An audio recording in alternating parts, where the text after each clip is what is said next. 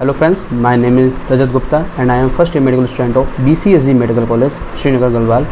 और आज हम लोग का इस बात पे वीडियो बना रहे हैं कि एक्सपेक्टेड कट ऑफ नीट 2022 का उत्तराखंड के लिए 85% सीट्स के लिए कितना जाने की उम्मीद है। और जैसा कि आपको पता है कि आपका 17 जुलाई को पेपर नीट का हुआ है और मैं होप करता हूँ कि सभी लोगों का पेपर काफ़ी अच्छा गया होगा। तो अगर हम आपने जैसे आंसर की बहुत से सारे अच्छी कोचिंगों ने दे रखी है, नाम आकाश, एलन, पीसिंग वाला या फिर किसी भी कोचिंग सभी कोचिंग वालों ने अपनी आंसर की दे रखी है। तो आपने उनसे अभी तक अपने पेपर मिला लिए होंगे और अपनी एक मार्क्स को कैलकुलेट कर लिया होगा। तो आप ये ज़रूर जानना चाहेंगे कि इस बार का एक्सपेक्टेड कट ऑफ कितना जा सकता है उत्तराखंड के लिए 85% सीट्स के लिए स्टेट कोटा के थ्रू। तो ये कुछ लास्ट ईयर का कट ऑफ है, ये आप ज़रा एक बार इस पर नज़र डाल लीजिए। लास्ट ईयर 2021 में कितना कट ऑफ गया था फॉर ईच कास्ट के लिए और ईच कॉलेज के लिए। तो इस बार हम बात करते हैं कि हमारा जो 2022 के लिए एक्सपेक्टेड कट ऑफ कितना जाएगा। तो देखिए, ये सबसे पहले हम बात करते हैं, ये मैंने कॉलेज पिछली बार के हिसाब से ही प्रायोरिटी ऑर्डर में डिज़ाइन किए हुए हैं। सबसे बड़े GMC Haldwani, then Dehradun, then BCSG Garhwal, then Almora college. तो इसमें अगर हम बात करें जनरल कट ऑफ की, अगर हम बात करते हैं 2022 के लिए, तो जनरल कट ऑफ जाने की हाई एक्सपेक्टेशंस हैं 592 605 और दैन EWS की जाने की हैं 542 560। और मैं भी बताऊंगा कि मैंने ये 10-10 या 15-15 20-20 नंबर का गैप क्यों लिया, उसके फैक्टर्स काफ़ी हैं। मैं इसके बाद वाली स्लाइड्स में आपको क्लियर करूँगा कि आखिर में ऐसा मैंने क्यों किया है। असल में जो कट ऑफ है, ये हम लोगों के टर्मिनल्स पेपर अभी ख़त्म हुए हैं, तो हमारी पूरी टीम ने, हमारे पूरे ग्रुप ने, जो हमारे फ्रेंड्स हैं कॉलेज के, उन्होंने मिलकर डिज़ाइन किया हुआ है। तो उन्होंने भी बहुत सारे फैक्टर्स को बताया है जो कि हम लोग अभी डिस्कस करेंगे। और इसमें फिर हम आते हैं OBC कट ऑफ जो इस बार की जाने की उम्मीद है वो है 570 to 580। दैन ST की अगर हम बात करें तो 540 to 560 और अगर हम SC की बात करें तो 540 to 550। वही अगर हम देहरादून की बात करते हैं तो जनरल कट ऑफ जाने की वहाँ पे उम्मीद है 590 से लेकर 600 तक। EWS की 540 to 550। दैन OBC 560 to 575 और ST 420 to 440 और SC 435 to 440।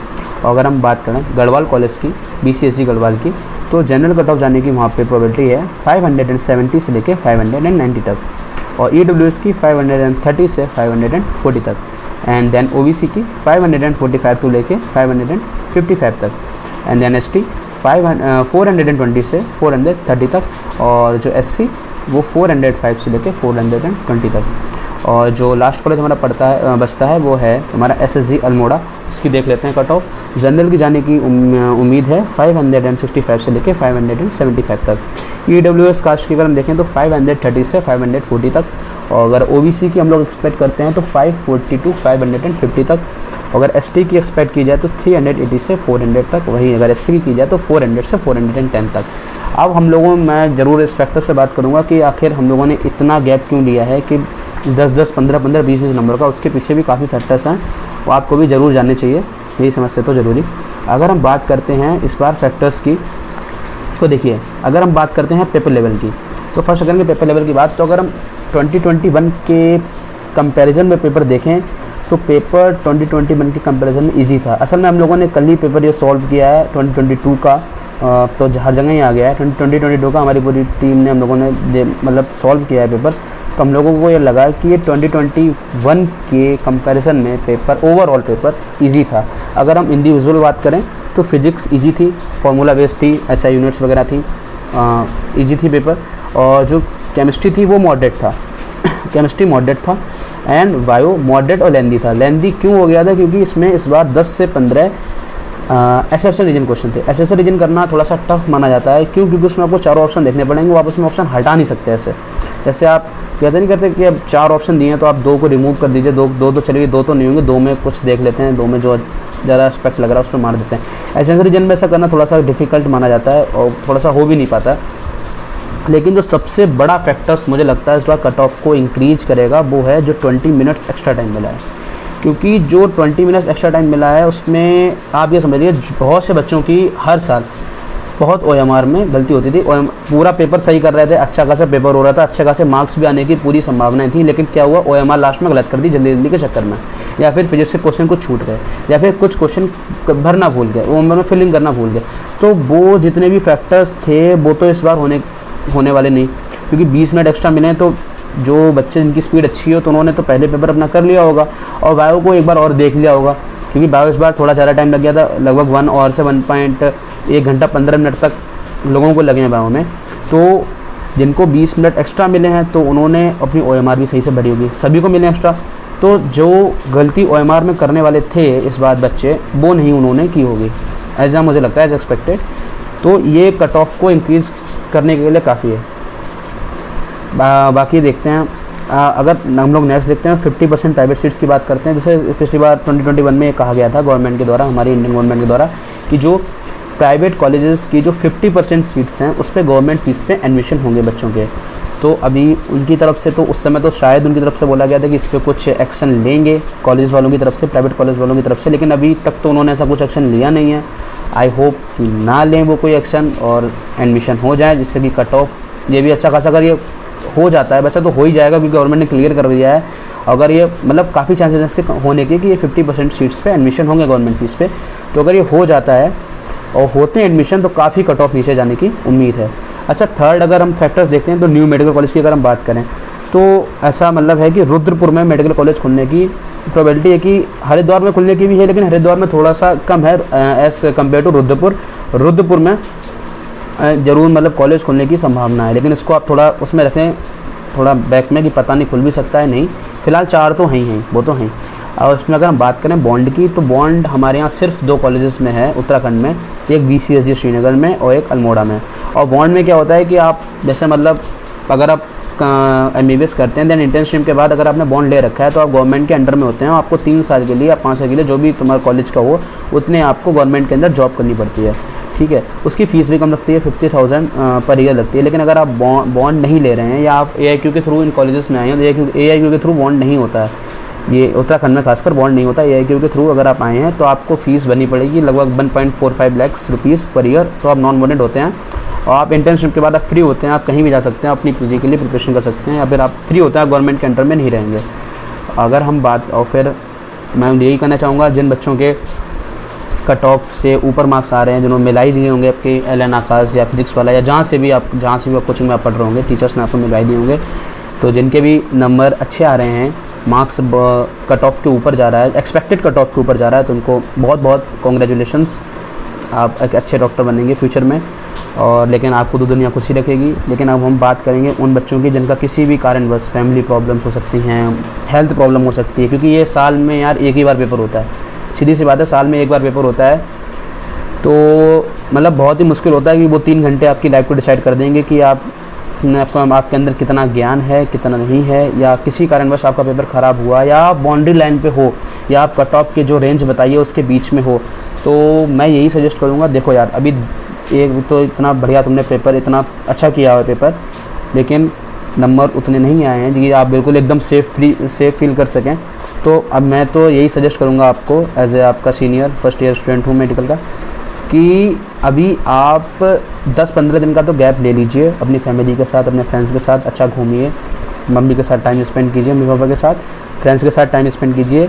उसके बाद अपनी गलती को देखो, लेकिन पढ़ाई छोड़ो मत, जो बाउंड्री लाइन पे हैं वो भी पढ़ाई छोड़ो मत, क्योंकि पढ़ाई अगर कर भी लोगे तो कोई प्रॉब्लम नहीं होगी। क्योंकि पिछली बार आपने देखा था NMC ने क्या किया था कि जो रिज़ल्ट है वो 2 महीने बाद आ रहा है, और उसके बाद जो अपना काउंसलिंग है वो तो जैन में चालू हुआ था, शायद दिसंबर में चालू हुआ था काउंसलिंग AIQ वाला, अब फिर कहीं मार्च अप्रैल में जाकर ख़त्म हुआ। तो आप ये सोचिए, जो मार्च अप्रैल में जिन बच्चों का किसी भी कारणवश 1-2 मार्क्स से छूट गया होगा, मतलब इनका सिलेक्शन नहीं हो पाया होगा, तो उन्होंने जुलाई में किस तरीके से तैयारी करके किया होगा सिलेक्शन, उन्हें कितनी प्रॉब्लम हुई होगी।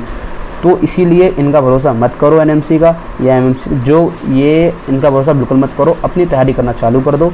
और बस तैयारी करने से नॉलेज ही बढ़ेगी, कोई यार प्रॉब्लम तो होगी नहीं। लेकिन अभी 10-15 दिन का गैप जरूर ले लो, कि इतना आपने प्रेशर में तैयारी की है और पेपर अच्छा किया है, अपना फैमिली के साथ टाइम स्पेंड करो और बाउंस बैक करो, ढंग से अपने पेपर कॉपी पे लिखो कि कहाँ कहाँ आपसे गलती हुई है और कहाँ कहाँ आपको सुधार करने की ज़रूरत है, कौन सा आपका वीक टॉपिक है, कौन सा आपका अच्छा टॉपिक है। और एक चीज़ को याद रखना, जो वीक टॉपिक है उसको तो आपको अच्छा करना ही करना है, लेकिन जो अच्छा टॉपिक है उसको वीक नहीं होने देना है। असल में क्या होता है कि हम लोग वीक टॉपिक को अच्छा करने के चक्कर में जो हमारा अच्छा टॉपिक है उसको वीक कर देते हैं, ये नहीं करना है। क्यों?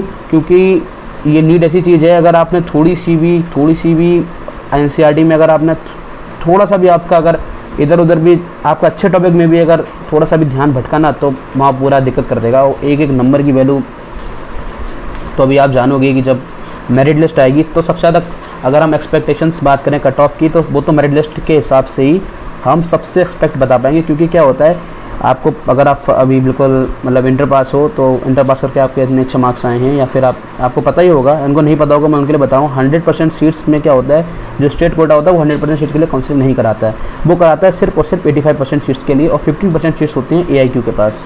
लेकिन जो सेंट्रल यूनिवर्सिटी होती है उसकी 100% सीट्स AIQ के पास होती हैं, उसमें सेंट्रल यूनिवर्सिटी सेंट्रल का कोई रोल नहीं, मतलब जो स्टेट गवर्नमेंट है उसका कोई रोल नहीं रहता है, वो सेंट्रल कराता है। तो देखिए, अगर आपको उत्तराखंड में क्या होता है, अगर मेरिट लिस्ट हाई जाती है, कहने का मतलब ये है कि बहुत बच्चों के बहुत अच्छे मार्क्स आते हैं, तो हो सकता है वो AIQ के थ्रू एम्स ऋषिकेश या फिर एम्स जोधपुर या फिर दिल्ली के कॉलेजेस में कहीं पे, या फिर हरियाणा UP के GMC GSBM, यहाँ पे अगर यहाँ पे चले गए हाई मेरिट वाले, तो आपको फ़ायदा हो सकता है। लेकिन अगर मान लीजिए यहाँ की थोड़ी सी मेरिट उतनी हाई नहीं गई और बाकी स्टेट्स की UP हरियाणा या राजस्थान इनकी मेरिट हाई चलेगी, तो वो 15% फिर यहाँ पे आएंगे, तो उससे आपकी स्टेट कोटे की जो मेरिट जो तुम्हारी वो होगी कट ऑफ, वो थोड़ा सा इंक्रीज़ करेगा।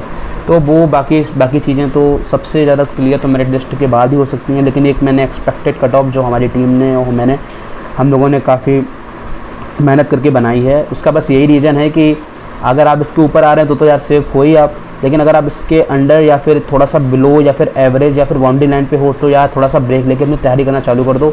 ये मत सोचो कि अभी 1 महीने बाद रिजल्ट आएगा या फिर जब काउंसलिंग होगी, जब फर्स्ट राउंड होगा तब करेंगे तैयारी, ऐसा कुछ नहीं। 10-15 दिन का जरूर गैप ले लो, क्योंकि इतने प्रेशर में हो, उसके बाद 10-15 दिन का गैप ले लो, लेकिन उसके बाद तैयारी ज़रूर करो। क्योंकि यार इनका भरोसा नहीं, मैं फिर कह रहा हूँ कि लास्ट में प्रॉब्लम हो जाती है, ये तो फिर कुछ नहीं बोलेंगे, आपको ही प्रॉब्लम होगी, आप फिर इतना परेशान हो जाओगे कि कैसे करें तैयारी। क्योंकि नीट भी सिलेबस कम नहीं है और दिन प्रतिदिन कट ऑफ बढ़ता ही जा रहा है, कंपटीशन बढ़ता ही जा रहा है, आपको पता ही होगा। बाकी मैं यही कहना चाहूँगा, अगर आपको वीडियो थोड़ी सी भी इन्फॉर्मेटिव लगी हो तो इसको लाइक करें, शेयर करें, सब्सक्राइब करें, और अगर आपने पेपर दिया है तो इस बार अपने आप मार्क्स ज़रूर कमेंट करें। और अगर कोई भी आपको समस्या होती है, आपको कोई भी इन्फॉर्मेशन लेनी होती है, तो आप कमेंट कर सकते हैं। हम जितना जल्दी हो सकेगा उसका आंसर करेंगे, हम या मेरी टीम।